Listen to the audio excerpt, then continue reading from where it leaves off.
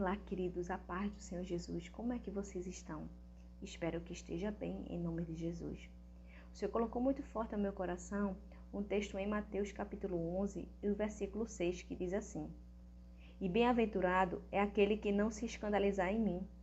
O Senhor Jesus, ele deixa bem claro para João Batista, quando ele manda alguns dos seus discípulos para falar com Jesus, porque o que é que João Batista estava passando? Ele estava preso nas adversidades, ele estava dentro de um cárcere. Ele estava passando fome, estava passando situações bem complicadas na sua vida. E independente dele estar, mas você deve pensar, né? Mas o que é que está acontecendo com ele diante de tudo aquilo que ele já vivia? Ele pregava o evangelho, ele vivia e ele vivia uma vida de renúncia. Mas chega um momento, queridos, da nossa vida que talvez as afrontas do inimigo, tudo aquilo que o inimigo se levanta para nos abater, ele faz com que a gente se sinta abatido, angustiado, desesperado, e isso aconteceu com João Batista. Ele estava preso no lugar onde ele achava que era necessário não estar lá mais ali dentro, mas ele achava que tinha que estar fora, pregando o evangelho, fazendo aquilo que deveria ser feito, e não ali preso. Então, no momento que ele começa a perceber que ele estava ali, de certa forma, preso, sem poder fazer a vontade de Deus, ele se sentia acuado e ao mesmo tempo ele começou a duvidar realmente de quem era Jesus. E ao mesmo tempo dele duvidar de quem era Jesus, ele começou a duvidar dele mesmo. Será que sou capaz? Será que as promessas, será que se cumpriu? Será que as promessas pelos quais o próprio Senhor falou realmente está se cumprindo, ou ainda vai vir, ou vai demorar? Eu não sei. Ele estava assim passando isso tudo dentro da mente dele. Então, para que você compreenda, todos nós passamos por isso. Talvez você esteja passando por isso, você se sinta tão ofendido, tão angustiado, e muitas das vezes você começa a se ofender, porque acha que o cumprimento da promessa da vida de fulano aconteceu, na vida de ciclano aconteceu e na sua não aconteceu. Queridos, não é de acordo com a tua vontade, não é de acordo com o teu tempo, mas sim da vontade do Senhor. O Senhor nos convida a entender que cada tempo para cada um é diferente. O teu tempo não é o mesmo tempo de outra pessoa, assim como o tempo dessa outra pessoa não é o mesmo tempo que o seu. Deus trabalha de forma diferente com cada um. Nós somos diferentes. Assim como ele fala para João, ele diz: olha, não se permita se escandalizar, não se permita se ofender, não se permita abandonar a fé daquele que te criou, abandonar a fé em mim.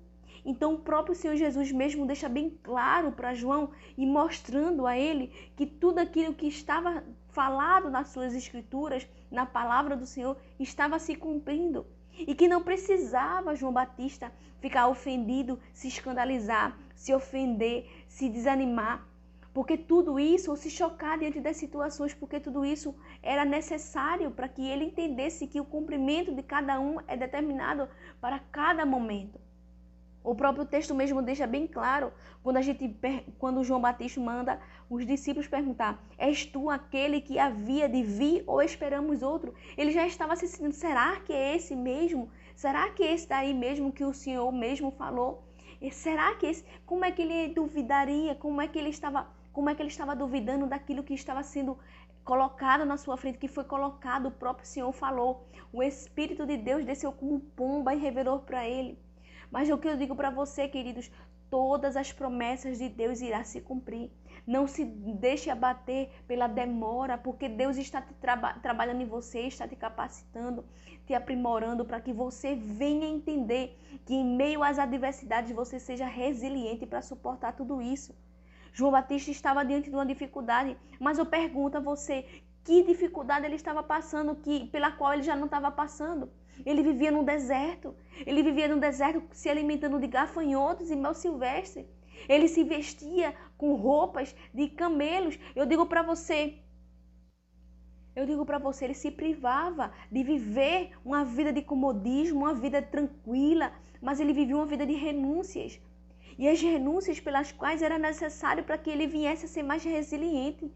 E ele trabalhava, ele vivia na simplicidade, e vivia na humildade, ele vivia, e até o próprio Senhor Jesus mesmo deixa bem claro, lá no versículo 8, sim, que foste ver um homem ricamente vestido, ou os que se trajam ricamente estão na casa dos reis. Mas então que fostes ver um profeta? Sim, vos digo eu, e muito mais do que um profeta. Jesus estava dizendo assim, olha, queridos, aleluia. Ele estava dizendo assim, olha, um homem que renunciou a viver as suas vontades, viver seus deleites, viver seus prazeres, para viver uma forma simples, uma forma humilde, viver uma vida de renúncias. Ele estava disposto a viver esse momento, mas para obedecer à voz do Senhor. Em meio a essa diversidade, em meio a essa situação que João Batista estava passando, não significa que Deus o abandonou. Pelo contrário, Deus estava a todo momento com ele. Mas ele não podia se deixar abater. Deus nos mostra nesse texto que todos os dias nós vamos passar por adversidades e que mesmo vivendo uma vida de renúncias durante toda a nossa jornada de vida, é necessário nós entendermos que Deus está conosco em todos os momentos e nunca nos abandonou. João Batista estava nessa situação difícil. Mas que situação difícil é essa comparada a que ele já vivia das suas vidas de renúncias? Mesmo que muitos não entendessem, mesmo que muitos não compreendessem, ele tinha que estar naquele lugar, em determinado lugar, para que a glória do Senhor exalasse sobre a vida dele. Mas ele não podia se deixar abater e se desesperar diante de tudo aquilo que estava acontecendo. E não deixar a sua fé esmorecer. Não deveria abandonar a sua fé, não deveria duvidar daquele que o criou. Então eu digo para você, quando a ofensa chega ao coração, quando a ofensa surge, nós devemos entender que ela causa um dano muito grande e significativo na alma, mas que traz um abatimento tão profundo que onde as pessoas se deixam ser guiadas por esse sentimento. Mas Deus te convida agora a você, em nome de Jesus, a abandonar essa ofensa, deixar isso para trás e viver o extraordinário e olhar para o alvo, porque a fé é você ver, aleluia, com os teus olhos da fé, algo que não aconteceu ainda e tranquilizar o teu coração. Mas também esse abatimento, esse dano que causa na alma, esse dano e esse abatimento que causa na alma, ele tem um algo reversível.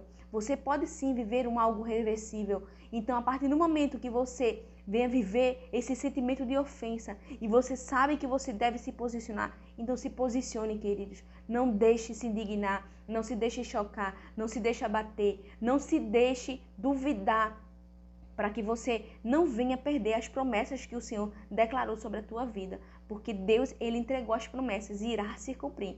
A palavra dele não volta vazia.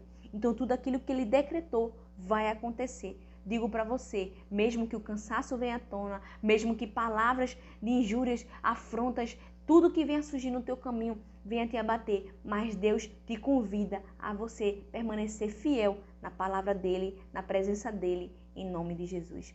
Que Deus te continue te abençoando cada vez mais na sua vida, em nome de Jesus. Um grande abraço e fique na paz do Senhor.